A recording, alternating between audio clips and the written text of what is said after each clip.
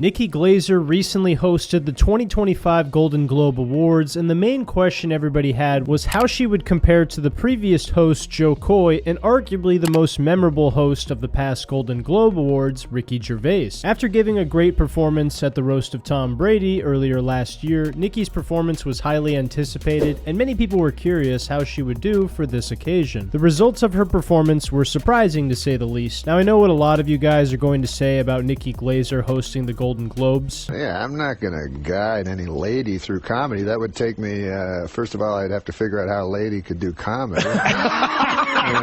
As funny as this clip is from our old chunk of coal, I did give Nikki's monologue a chance and ended up laughing quite a few times. I'm going to go through the monologue today and tell you what stuck out to me the most, and then I'm going to compare her performance to previous hosts of the Golden Globes. So without further ado, let's hop right into it. To begin with, the Golden Globes took place 2 nights ago on January 5th, 2025, but it was announced back in late August that Nikki Glaser was selected to host the Golden Globes. I mention this because that would mean she received several months to prepare jokes for the Golden Globes and all of the celebrities who would be in attendance. This was already a huge improvement from last year's monologue by Joe Coy, where Joe and the writers only had about 9 days to prepare jokes for the 2024 Golden Globes. Furthermore, Nikki went right into the monologue by welcoming everybody and immediately making a quick joke about Ozempic, which I thought set the tone perfectly since we all know how superficial Hollywood celebrities can be. Then she proceeds to thank everyone and talk about how she feels like she finally made it and is successful because she's in a room full of Hollywood producers, but how this time is different because all of her clothes are still on. So far, so good. I'm really liking these opening few jokes. The whole time Nikki is setting the room in the beginning, she has a very sweet but sharp energy about her, which I think really allows the audience full of rich, out-of-touch celebrities to feel comfortable even when they know Nikki is going to rib them accordingly for the next 10 minutes. She has a charming, likable aura even when she's commanding the room, and that allows her to be confident without crossing the line into arrogance. She continues her monologue, and there's a few instances where she singles out specific celebrities, but it's done in a very clever way where she maintains her likability. Wicked, queer, night bitch. These are not just words Ben Affleck yells after he orgasms. These are some of the incredible movies nominated tonight. The Bear, The Penguin, Baby Reindeer. These are not just things found in RFK's freezer. These are TV shows nominated tonight. And what a night. I look out and I see some of the hardest working actors in show business. And by that I mean your servers. Yes.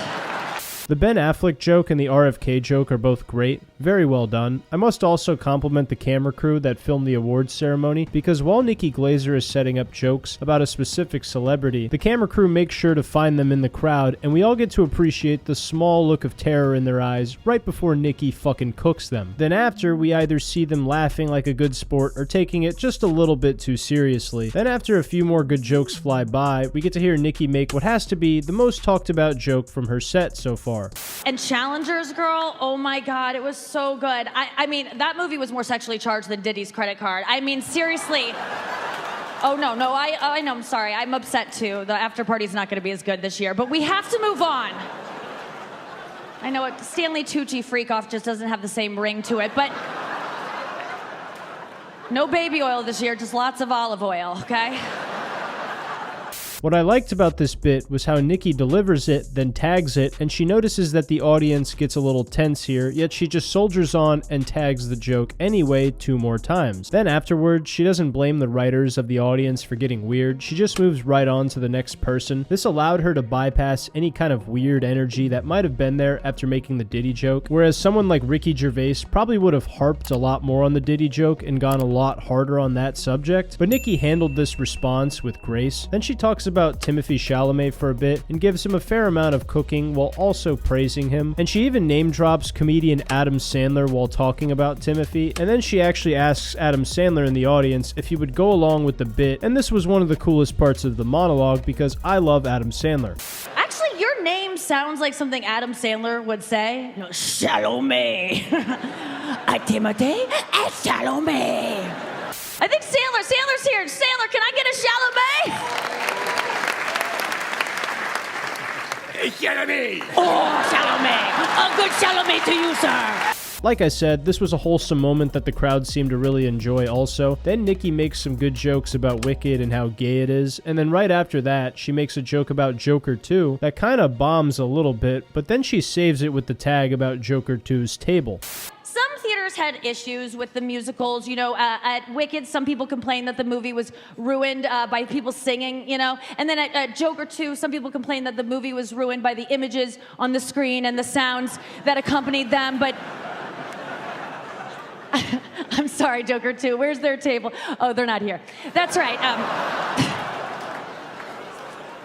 So she saved this bit by just doubling down and trusting it, and the audience really enjoyed it. Then my favorite part of the set, by far, was when Nikki talks about Harrison Ford, and you can see the moment where the camera cuts to Harrison Ford, and he does not look happy in the slightest. I imagine Harrison Ford was thinking in his head like, "Hey lady, what the fuck are you talking about? You better leave me alone." Despite this, it seems like everyone except Harrison Ford appreciated this joke. Then she makes several more jokes throughout the monologue, and she's making fun of people right to their faces, and I noticed she would say "I love you" after delivering some of these jokes. This is another way of softening the blow at a roast that is different from saying "it's just a joke," which is a common save line comedians use. I figured this way works better because saying "it's just a joke" might mean that it's not serious, but I still feel this way, as opposed to saying "I love you" after the joke, which means that even after telling this joke, I still appreciate you, who I'm roasting, as a person. Different comedians use different tactics, so I just felt it was worth pointing out here. Then she concludes her set with a few more jokes that definitely catch the audience off guard, but then when she tells her final joke, it gets a great response and an applause break from the crowd, and you can tell that Nikki, as well as the audience in front of her, feels really great about how the set went. Real quick, she makes a joke about starting an alcohol brand that allows you to retire, and as soon as I heard that, I couldn't help but immediately think of Por Oso's Vodka by Tom Segura and Bert Kreischer. Ugh.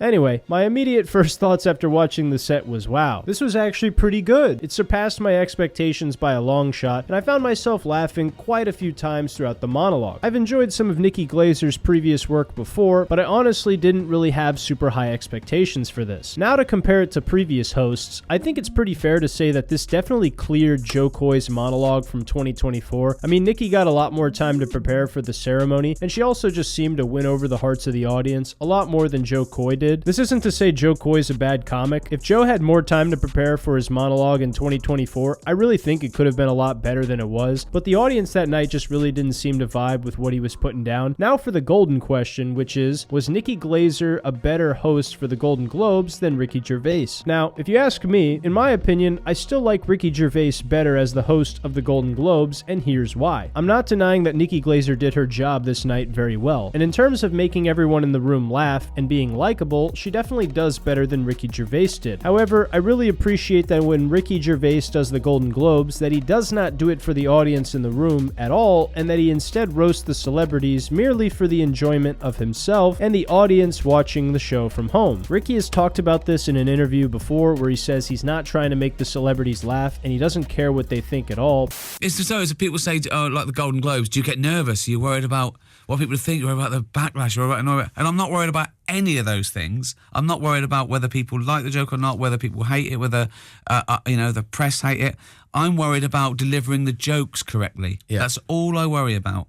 In my eyes, I see it as Nikki approaching the monologue as more of an entertainer, where she's trying to make everybody laugh, the celebrities in attendance and the audience at home, whereas Ricky Gervais approached the monologue as more of a comedian, where he doesn't care about how the people in front of him feel. A few examples of the comedian angle I just described would be like Norm Macdonald at the ESPY Awards, where he makes the athletes in front of him in the audience squirm while making everybody at home laugh their ass off, or Jerry Seinfeld at the 2007 Comedian Awards, where he's mocking and parodying the entire concept of giving a comedian an award. And this is also my preferred form of an award ceremony because secretly I have an appreciation for a little bit of chaos and anarchy. Depending on who you are as a performer, you get to decide whether you'd prefer to host the show similar to what Nikki Glaser did this year, or what Ricky Gervais did several years ago. To me, that's the beauty of having your own unique comedic voice. What Patrice O'Neal would have done and what Steve Martin would have done in this same situation is radically different. And as an audience member, you also get to decide whether you would prefer somebody like Nikki Glaser or Ricky Gervais, because everybody's tastes are a little bit different. Anyway, those are my thoughts on the matter about Nikki Glaser's monologue. I thought she did a great job, and to me, having her and Ricky Gervais alternate between hosting every other year would be a really great good cop / bad cop routine and would keep the celebrities on their toes. But what did you guys think about it? Did you like Nikki's monologue? Did you not like it? Do you think that women can be funny when they talk about something other than their vaginas? Or do you subscribe to the idea that women aren't funny at all? Let me know what you think in the comments down below. If you want to support me more, you can check out my second YouTube channel titled Nate Roscoe RLP, where I talk about real issues the world is facing in a comedic way, or you don't have to check it out. I don't really care. Thanks again for all the likes and subscribing to the channel. I tried a different type of narration for this video and the next few videos, and I hope you guys really enjoy it. If it's easier for you all to listen to and more digestible, please let me know in the comments down below. But that's all I got for you guys. I love you, and I'll see you in the next video. Take care.